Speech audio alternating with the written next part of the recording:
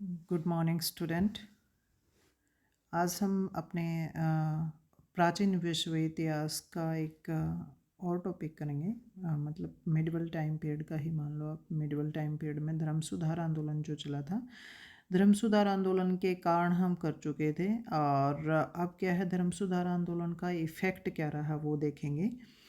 तो देखिए, धर्म सुधार आंदोलन है क्या, उसका अर्थ वगैरह वो सारी चीज़ें हम कर चुके थे भी। अब देखिए, धर्म सुधार आंदोलन जब चला तो उसका क्या इफ़ेक्ट रहा। मतलब चर्च में जब आडंबर आ गए हैं बहुत से कैथोलिक धर्म में, पादरी जब भ्रष्टाचारी हो गए हैं धर्म के, या नैतिक पतन उनका होता जा रहा है, तो प्रोटेस्टेंटवादी क्या करते हैं, सुधार के लिए विद्रोह करते हैं। और पिछले पॉइंट में हमने बताया भी था कि कैसे मार्टिन लूथर, वो जो क्षमा पत्र हैं कि पादरियों ने क्या किया, पोप ने क्या किया कि क्षमा पत्र प्राप्त करके अपने पापों से आप मुक्त हो सकते हो, तो उसके खिलाफ क्या करते हैं, वो विद्रोह कर देते हैं। तो अगर बात करें 1555 ईस्वी में आसमबर्ग की संधि के अनुसार क्या हुआ भाई, जर्मनी में लूथरवाद को मान्यता प्राप्त होगी, जो मार्टिन लूथर ने जो विचार दिए भाई उसको। और धर्म सुधार आंदोलन बहुत से देशों में इसके बाद फैल गया। जैसे हम बात करें, सबसे पहले जर्मनी में था, और उसके बाद दूसरे जैसे स्विट्ज़रलैंड है, फ्रांस है, इंग्लैंड है, नीदरलैंड है, स्कॉटलैंड है, इसमें इसका विकास हुआ भी। तो इस टाइम पीरियड में क्या है, ईसाई धर्म 3 भागों में विभाजित हो गया था भाई। फर्स्ट है कैथोलिक धर्म, जो इटली, पुर्तगाल, दक्षिणी जर्मनी में है। प्रोटेस्टेंट धर्म जो उत्तरी जर्मनी और फ्रांस, नीदरलैंड में था। और उसके अलावा तीसरा जो है वो है ऑर्थोडॉक्स चर्च, ये पूर्वी यूरोप में इसका विकास हुआ था।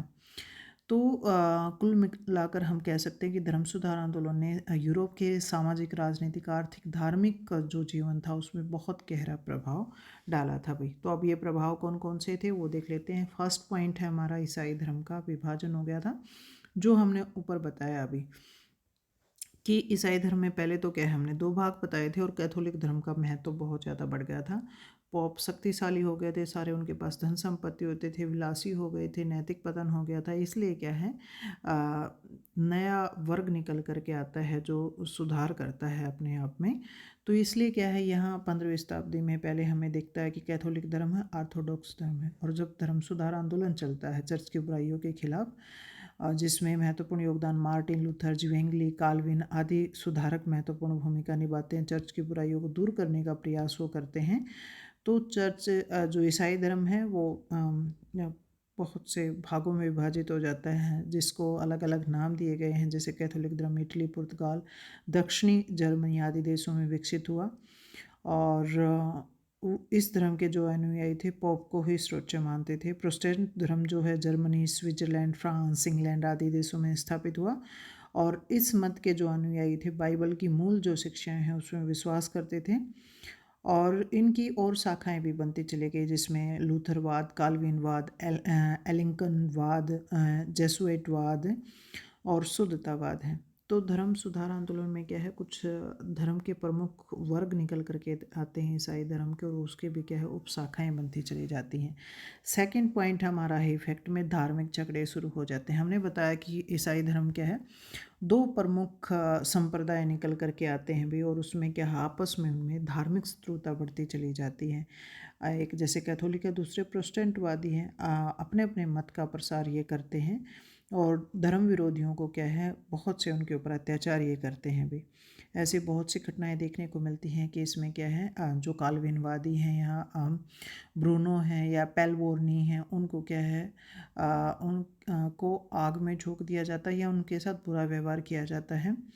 और कैथोलिक और प्रोटेस्टेंटवादियों के सबसे बड़ा जो युद्ध हुआ था, सेमलेक डिक युद्ध होता है भाई, जो पवित्र रोमन सम्राट चार्ल्स पंचम के टाइम पीरियड में लड़ा गया था। तो इनमें क्या है, आपसी बड़े बड़े झगड़े होते हैं। ऐसे ही हमें फ्रांस और इंग्लैंड के देशों में भी देखने को मिलते हैं।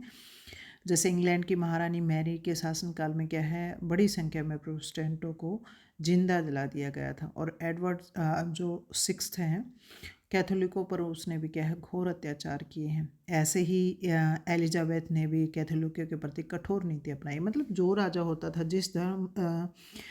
जिस संप्रदाय को वो मानता था, उसके खिलाफ जितने भी थे उनके ऊपर अत्याचार किए जाते थे भाई।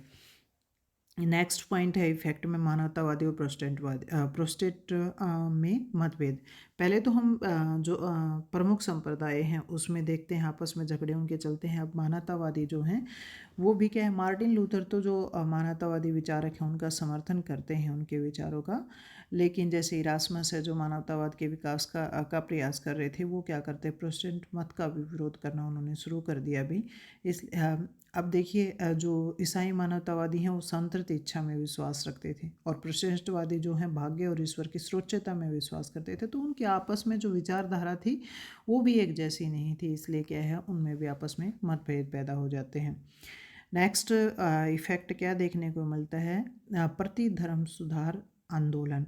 अब ये प्रति धर्म सुधार आंदोलन का मतलब क्या है, जब कैथोलिक धर्म में भ्रष्टाचार आ गया, नैतिक पतन हो गया, चर्च में बहुत से आडंबर आ गए, तो उसके परिणाम स्वरूप क्या होता है, धर्म सुधार आंदोलन चलता है, नए नए संप्रदाय निकल करके आते हैं। इसलिए क्या है, जो कैथोलिक जो धर्म है उसमें भी क्या है, वहाँ प्रमुख अधिकारी वर्ग हैं, कुछ महत्वपूर्ण जो धार्मिक अधिकारी हैं वो क्या करते हैं, कैथोलिक धर्म में सुधार के अभियान चलाते हैं, नए नए सिद्धांत वो लेकर के आते हैं। भाई चर्च का संगठन और उसकी कार्यविधि में वो परिवर्तन करते हैं। और इन आंदोलनों में पॉल तृतीय, पॉल चतुर्थ, सेंट पॉयस पंचम, सिक्स पंचम ने महत्वपूर्ण योगदान दिया है। चर्च की जो प्रतिष्ठा थी उसको पुनः स्थापित करने का प्रयास इन्होंने किया भी, और एक परिषद का निर्माण भी किया जाता है जो क्या करती है, कुछ महत्वपूर्ण निर्णय वो लेती है भाई, जैसे चर्च के पदों को बेचा नहीं जाएगा, जो मठाधीश हम अपने कर्तव्यों का पालन करेंगे, पादरियों को ईसाई धर्म के मूल सिद्धांतों की शिक्षा दी जाएगी, कैथोलिकों को धर्म विरोधी बातों से बचने के लिए धर्म विरोधी ग्रंथों की एक सूची बनाई जाएगी, पादरियों को कठोर तथा सादा जीवन व्यतीत करना चाहिए। मतलब जो पहले, अब हम इसमें भारतीय इतिहास का भी एग्जाम्पल दे सकते हैं, जैसे हम छठी शताब्दी ईस्वी पूर्व में कहते हैं बौद्ध धर्म, जैन धर्म आता है, तो हमारे जो हिंदू धर्म है, ब्राह्मण जो धर्म है, उसमें बहुत सी कठोरता या आडंबर और भ्रष्टाचार जब आ जाता है तो उसके परिणाम स्वरूप क्या होता है, नया धर्म निकल करके आता है उसकी कठोरता के परिणाम स्वरूप। तो ऐसा ही यहाँ भी। और फिर बौद्ध धर्म, जैन धर्म का जब पतन के कारण हम करते हैं तो देखते हैं कि हिंदू धर्म में फिर से सुधार कर लिया जाता है, कुछ नियम कानून बना दिए जाते हैं। तो ऐसे ही यहाँ भी क्या होता है, कैथोलिक धर्म में भी अपना क्या है ये परिवर्तन करते हैं भी। यहाँ कुछ इंपॉर्टेंट हमने बातें बताई हैं, जैसे सोसाइटी ऑफ जीसस या जेसुइट संघ, ये बहुत इंपॉर्टेंट है, कई बार आपका कंपटीशन वगैरह में पूछा जाता है। तो प्रारंभिक जो इसकी स्थापना पेरिस में 1534 में हुई है, और किसने की है, सेंट एगेस लोएला ने की है, और विधिवत रूप से जब इसको मिलता है 1540 में मिलता है अभी। तो ये कुछ संस्थाएं स्थापित की जाती हैं जो क्या करती हैं, कैथोलिक जो धर्म है उसमें परिवर्तन करती है, कुछ नियम कानून बनाए जाते हैं और इसमें सुधार करने का प्रयास किया जाता है अभी। उसके अलावा एक हम क्या इफेक्ट देखेंगे, राष्ट्रीय राज्यों की शक्ति में भी वृद्धि हो जाती है। धर्म सुधार आंदोलन के कारण क्या होता है, प्रोटेस्टेंट आंदोलन चलता है, और बहुत से जो क्या करते हैं, राजा निकल करके आते हैं जो प्रोटेस्टेंट धर्म को ग्रहण कर लेते हैं और उसको संप्रभु बनाने की इच्छा जो रखते हैं, जैसे डेनमार्क, स्वीडन, इंग्लैंड के शासकों ने क्या किया, इस धर्म को अपना लिया, इसको अपना राजधर्म घोषित कर दिया। और जो चर्च की जो संपत्ति थी पहले, जो बड़ी संख्या में कैथोलिक चर्च और वो रखते थे, उस संपत्ति को भी उन्होंने क्या है उनसे छीन लिया। तो राष्ट्रीय राज्यों की शक्ति में भी क्या है, धर्म सुधार आंदोलन ने महत्वपूर्ण भूमिका निभाई भी, शासकों की शक्ति में वृद्धि हो गई। एक इफेक्ट हम देखेंगे, राष्ट्रवाद का विकास होता है। राष्ट्रवाद का मतलब क्या है कि देशभक्ति की जो भावना है उसका विकास होना। अब यहाँ देखिएगा, जैसे बहुत से अलग अलग संप्रदायों की उपशाखाओं की स्थापना होती है, जैसे जर्मनी में ही कहें मार्टिन लूथर ने महत्वपूर्ण भूमिका निभाई। तो वो क्या करते हैं, अपने राष्ट्र के विकास में महत्वपूर्ण जो भावनाएं हैं वो निकल करके आती हैं, जो ग्रंथ हैं जैसे बाइबल है या दूसरे हैं, उन सब का जर्मनी भाषा में अनुवाद करवाया जाता है। और ऐसे ही हम बात करें, ऑस्ट्रिया के कैथोलिक जो चार्ल्स पंचम है वो भी क्या करते हैं, प्रोटेस्टेंट धर्म का विरोध करते हैं, और नए नए राजनीतिक खेमे बनते चले जाते हैं। और प्रोटेस्टेंट धर्म ने ही मतलब जहाँ पर जिन देशों ने इसको अपनाया, जैसे स्कॉटलैंड है, हॉलैंड है, उनको राष्ट्रीय पहचान इन्होंने दिलवाई है इस धर्म ने। तो इस जो ये धार्मिक धर्म सुधार आंदोलन है, इससे क्या है, राष्ट्रवाद की भावना का विकास होता है।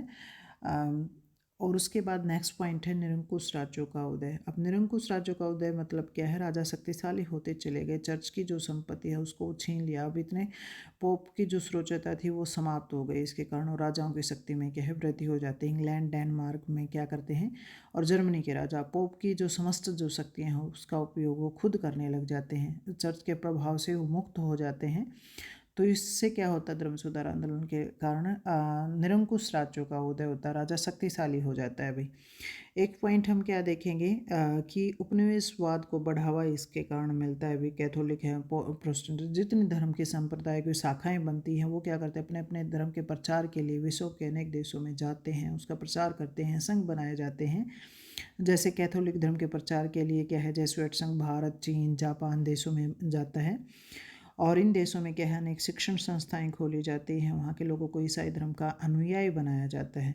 तो धर्म के प्रचार के कारण ही क्या है, लोग वहाँ जाते हैं और फिर बाद में क्या करते हैं, उसको अपना उपनिवेश भी बना लेते हैं।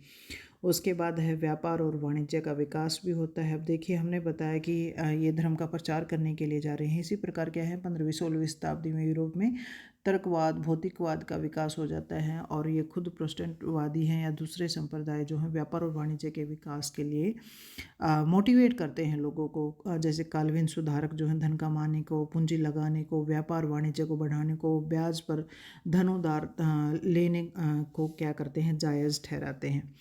और बहुत से जो ऐसे विचार हैं जो व्यापारियों और व्यवसायियों के ऊपर भी गहरा प्रभाव डालते हैं। वो धन कमाने की इच्छा वो रखते हुए व्यापार का विकास वो करते हैं। राजा भी क्या है, व्यापारियों को संरक्षण प्रदान करते हैं। तो एक पॉइंट आपका ये हो गया भाई। उसके अलावा है कृषक विद्रोह भी होते हैं। धर्म सुधार आंदोलन के परिणाम स्वरूप हम देखते हैं कि जैसे जर्मनी में जमींदार और कुलीन वर्ग क्या करते हैं, उनका शोषण करना शुरू कर देते हैं। और प्रोटेस्टेंटवादी जो हैं जैसे लूथर है, वो भी क्या करते हैं, इसकी वकालत करते हैं कि उनके जो कृषक जो विद्रोह वगैरह करते हैं उसको दबा देना चाहिए। तो जो कृषक हैं वो कुलीन वर्ग के खिलाफ तो हैं ही हैं, और साथ में क्या प्रोटेस्टेंट धर्म के भी वो विरुद्ध हो जाते हैं। तो ये था आपका कृषक विद्रोह। उसके अलावा राष्ट्रीय चर्चों की भी स्थापना होती है। हमने बताया कि कैथोलिक और उनमें क्या है, बुराइयां आ गई हैं, तो नए संप्रदाय बनते हैं और अपने अपने देशों में क्या है, राष्ट्रीय चर्च बनाए जाते हैं। जैसे मार्टिन लूथर है, काल्विन आदि धर्म सुधारक ने क्या किया, कैथोलिक की जो बुराइयां हैं उसको उजागर किया, प्रोटेस्टेंट धर्म की स्थापना इन्होंने की है और जोरों से इसका प्रसार किया। उत्तर जर्मनी, फ्रांस, स्विट्जरलैंड, इंग्लैंड आदि देशों में क्या राष्ट्रीय चर्च बनाए जाते हैं। इंग्लैंड में एल्गिन चर्च बनता है, स्पेन में स्पेनिया चर्च बनता है, फ्रांस में फ्रेंच चर्च बनता है, हॉलैंड में डच चर्च बनता है, स्वीडन में स्वीडिश चर्च बनाए जाते हैं भाई। तो बहुत से चर्च, राष्ट्रीय चर्च उभर करके आते हैं भाई धर्म सुधार आंदोलन के कारण। एक पॉइंट इफेक्ट में क्या है, पूंजीवाद का विकास होता है भाई। धर्म सुधार आंदोलन के विकास में क्या है, एक जो नया संप्रदाय निकल करके आता है वो पूंजीवाद को बढ़ावा देता है कि आपको व्यापार वाणिज्य का विकास करना चाहिए, व्यापारियों को संरक्षण देना चाहिए, ब्याज पर पैसा आपको देना चाहिए, पूंजी लगानी चाहिए आपको। तो जो ये नए धर्म निकल करके आते हैं, ये क्या करते हैं, पूंजीवादी जो भावना है उसको बढ़ावा देते हैं। राजाओं ने भी क्या किया, चर्च की संपत्ति को छीन लिया और राज्य में व्यापार और वाणिज्य को उन्होंने प्रोत्साहन दिया है। औद्योगिक क्रांति के विकास में भी महत्वपूर्ण योगदान ये देती है इनकी भावनाएं धर्म सुधार आंदोलन की। फिर एक पॉइंट आपका देखने का मिलता है, शिक्षा का प्रसार। अब इन्होंने क्या किया, धर्म के प्रसार के लिए वो क्या करते हैं, शिक्षा के मार्ग को चुनते कि शिक्षा के माध्यम से आराम से अच्छे से क्या है आप धर्म का विकास कर सकते हो, भावनाओं का प्रचार कर सकते हो। तो बहुत सी शिक्षण संस्थाएं भी खोली जाती हैं। बाइबल का विभिन्न भाषाओं में अनुवाद किया जाता है और अपने मत का प्रचार भी किया जाता है। मार्टिन लूथर ने जर्मनी में बहुत से स्कूलों की स्थापना के ऊपर बल दिया भाई। ऐसे जर्मनी शासकों ने भी क्या किया, शिक्षा के विकास में योगदान दिया है। तो बहुत से शिक्षण संस्थाएं खोली जाती हैं इसके माध्यम से। उसके अलावा है कला और साहित्य का विकास भी होता है भाई धर्म सुधार आंदोलन के कारण। कला साहित्य में क्या योगदान दिया धर्म सुधार आंदोलन, तो लौकिक साहित्य है, धर्मनिरपेक्ष साहित्य है, और जैसे बाइबल और दूसरे ग्रंथ हैं उनका क्या है, अपने अपने जो देश की जो भाषाएं हैं उसमें उसका अनुवाद करवाया जाता है। और ईसाई संतों की जो पहली मूर्तियां वगैरह बनाई जाती है उसके स्थान पर जनसाधारण पुरुषों और स्त्रियों की मूर्तियों के बनाने के ऊपर जोर दिया जाता है। बहुत से ग्रंथों का देशी भाषाओं में अनुवाद करवाया जाता है। और तो ये धर्म सुधार आंदोलन ने क्या किया, यूरोप के उस समय में जो भी परिस्थितियाँ चल रही थी उसमें परिवर्तन कर दिया, नई नई उपशाखाएं बनती चली गई, शिक्षा साहित्य कला का विकास होता है भाई।